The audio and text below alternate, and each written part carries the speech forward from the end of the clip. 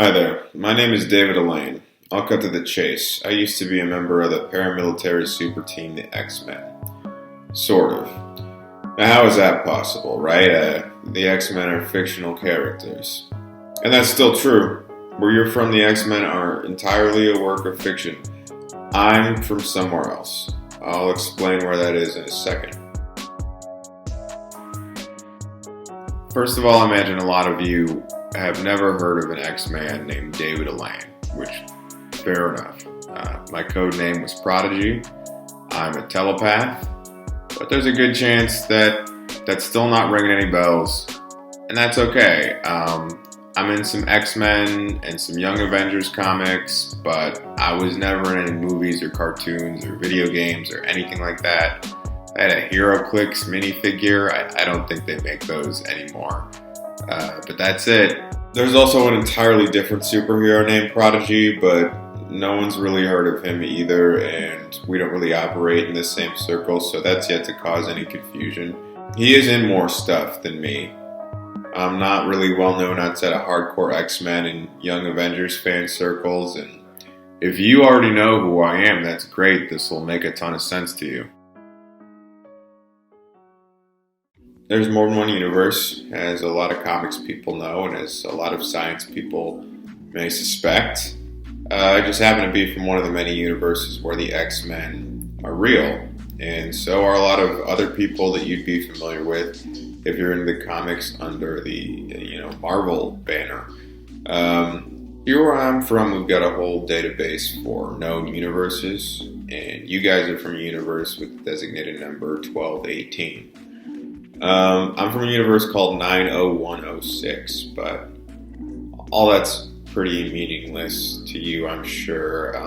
It's not really important. All you really need to know is that there are comics about me and my friends from high school and your world, and those comics are a very loose sort of simulacrum of things that actually went down in my flesh and blood life. If you saw the movie Logan, he kind of says the same thing about comic books at one point. Maybe a quarter of it happened, and not like this. Me and my comic book counterpart differ in a lot of ways. He and a bunch of other mutants lost their mutations and got them back or something. That never happened to me. I haven't read all the comics, but our lives have clearly taken us on different paths. I never joined the Young Avengers.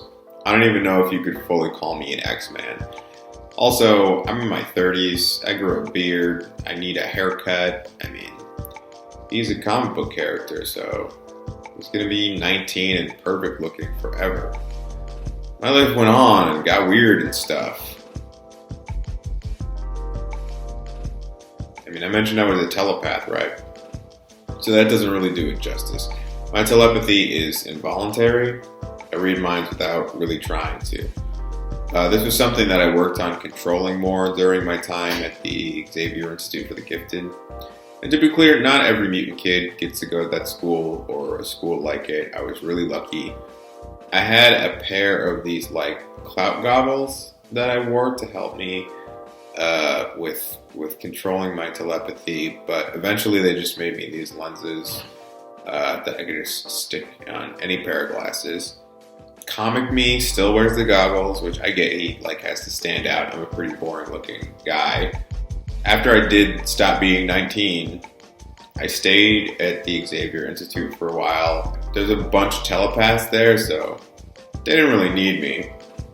After I met Deadpool, I left. He started hanging around the mansion. He's cool and everything, but I was just like, who is this guy performing for? And then I saw who he was performing for. I read his mind by accident, like I do, and suddenly I understood that he was playing to a very real audience. And that to the people in that audience, the X-Men, the Avengers, the entire concept of enhanced abilities or superpowers or whatever, it's just a fictional idea, and it entertains them. And Deadpool isn't crazy. He's just got this hyper awareness to the point where he can feel an audience reacting to him from another world. Changed my perspective on everything. I left the school. I started a program at Sotomayor University, which is this unaccredited college in the Bronx that exists between dimensions. The web servers at Sotomayor U allow students to access versions of the internet from an endless ocean of universes. I thought I might be able to find a universe where I could see myself meet Deadpool, but I gave up on that. That's where I found you, 1218. It's like I've become a fan of the way you guys are fans of worlds like mine. It just makes me appreciate what I was born with, which isn't always easy, and some of the forms of protection that we have here that I kind of take for granted. But more than anything, it just feels good to see mutants being championed and loved and understood in ways that we're still very much fighting for here in my version of Earth. And I've never been to your universe. I've never been to any universe outside of my own. But as you can see, I do have access to your internet, and that's allowed me to acquaint myself with your world a bit. The differences, the similarities, the cultural phenomena, and it's been really cool.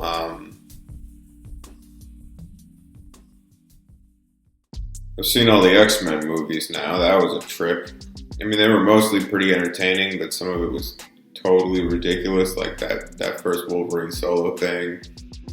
I realize that accurate is relative in this case, and like I said, it's been super fun going through all this stuff and seeing all these super uplifting and inspiring portrayals of mutants, because a lot of people here are not so down with that. They say that the X-Men are like a crazed militia of left-wing extremist mutant terrorists.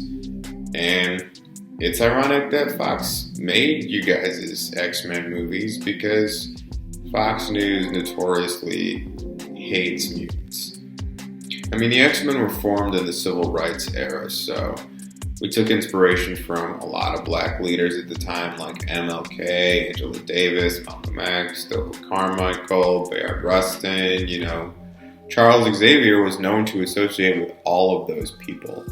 I mean, where I'm from, when the FBI targeted all of those people during COINTELPRO in your world, Charles Xavier was being targeted right alongside them in my world.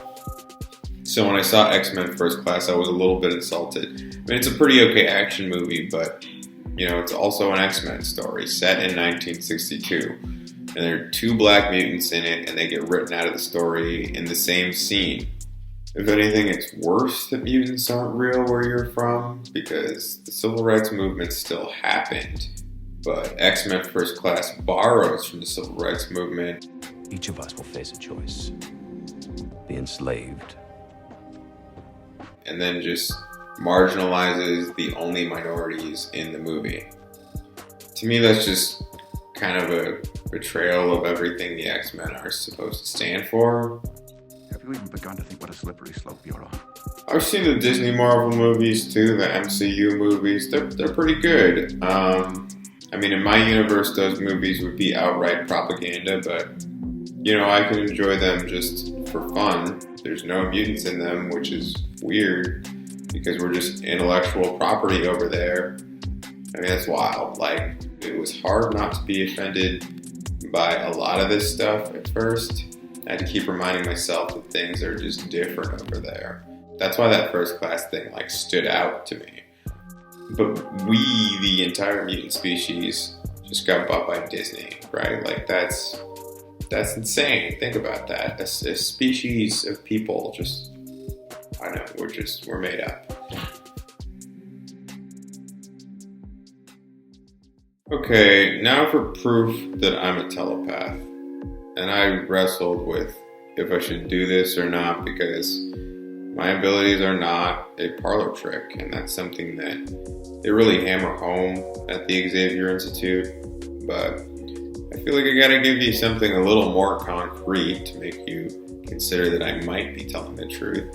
So I used to live in Mutantown, New York, which, as you can guess, is a predominantly mutant neighborhood on the Middle East side. I got priced out of there shortly after grad school, but I still have a lot of friends there. So in 2018, one of my friends was having a big 30th birthday party that December, and I'd been invited to come out. So I went out there, I had a great time. It was a Saturday night, and the next Sunday, me and an old friend went to the Comedy Cellar for the 11:30 show, and Louis C.K. makes a surprise appearance to do a stand-up set. My telepathy is going crazy at this point because the tension in the room is so thick. Like, everyone is just buzzing, and then this lady in front of me yells, "Get your dick out!" And he was like, "What?" And she said it again, and it was pretty funny, but it happened in your universe too. It made the news. Like, those words set his mind racing, right? So it turns out there's this memory from his past that he's reenacted like 3 times on his TV shows, and no one ever noticed it. He dressed a bunch of actresses up the exact same way, like with a red long coat, and he put their hair in a ponytail just to deliver the line. Whip it out. Come on, whip it out. Just whip it out. Whip it out. Come on, let's go. Whip it out, Rich. So that also happened in your universe. I double checked, and you already knew Louis C.K. was a creep, so I don't feel like I'm doing a whole lot of damage to your timeline or whatever by sharing that info with you. It's just something that only he and I knew about that I could still prove. My old photos are from social media. I'm not too sentimental. I don't really do pictures or memorabilia. My school blew up a lot. We can talk about that next time. Until then, remember, the X-Men are real, and I was one of them.